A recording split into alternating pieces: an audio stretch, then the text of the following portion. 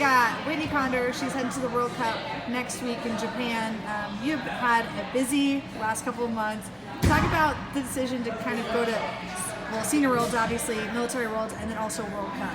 I mean, my decision was just to get as much wrestling as possible and just keep finding ways to work on everything that I've been working on in the room and just trying to find a way to get myself better. What were some things that you took away from Kazakhstan that you put into your performance at military worlds in China where you got silver? At the World Championships, I kind of rushed a little bit in my match that I had there, and so I needed to find a way to be a little bit more comfortable and more relaxed on not rushing my matches, because when I do rush, there's times where I do make some mistakes, and so in China I was just trying to take my time and wrestle smart and take each match one match at a time and 1 point at a time. So just trying to relax and focus on that match at hand and trying not to go too fast to where I make some mistakes. So I was just trying to be as good as I could be. Did you feel like you did that pretty well in China? Yeah, I think I wrestled pretty well. I mean, my finals match didn't go how I wanted, but it was definitely a barn burner. It was definitely a very close and crazy match all over the point. So it ended up being 6-5. So it was definitely all over the place with us. And wrestling all over, so it was a good match. Just definitely didn't go in my favor, but that's okay. What were some major takeaways for you from that tournament, which was just a couple weeks after Kazakhstan? Some major takeaways was like just resetting, refocusing, and after not having a good performance, I was trying to find the best way to reset myself for another competition so that I would have a better performance in the next competition. So getting that silver medal, how does that motivate you, or how does that affect your confidence moving forward into like something like the World Cup and then beyond in 2020? It definitely does motivate me because it makes me see that I'm right there, I'm right in the fight, and that I can keep pushing and that I can keep striving to become better and just bettering myself, not really focusing on everyone that I'm wrestling, but more so focusing on my wrestling and focusing on getting myself better in everything that I do. Very cool.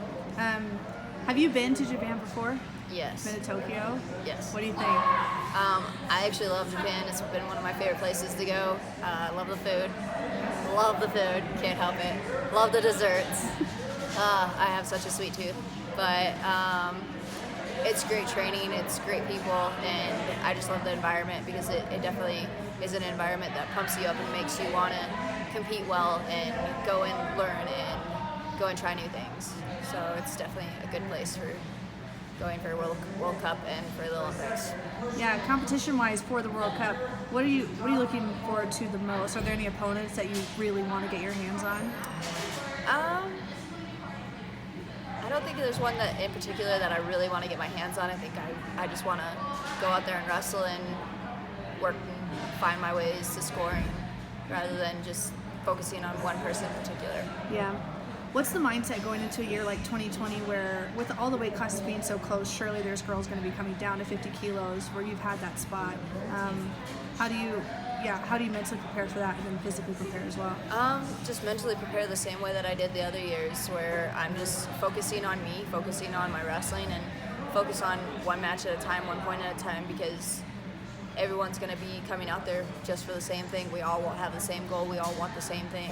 We all want to make an Olympic team and come back with an Olympic medal. So I know that it's going to be fighting for every single point and not giving up any easy points. And so every match, every time that I step on that mat, I know it's going to be a fight, and I'm coming out there ready for it because I love the fight. Yeah. Not going to lie, I love the fight. So you're already qualified for the Olympic trials. What does your competition schedule look like between World Cup and trials? Well, so if I have someone come down to wrestle off with me in February, then I would have the wrestle off in February, but I'd go to Rome prior to that. So I would go to the points tournament in Rome in January. Then after that, have the wrestle off, and then after that, as long as I competed how I wanted to in the wrestle off, go to Pan Ams, and then after Pan Ams, it would be the Olympic trials. So the wrestle off is for Pan Ams? Yes. Gotcha.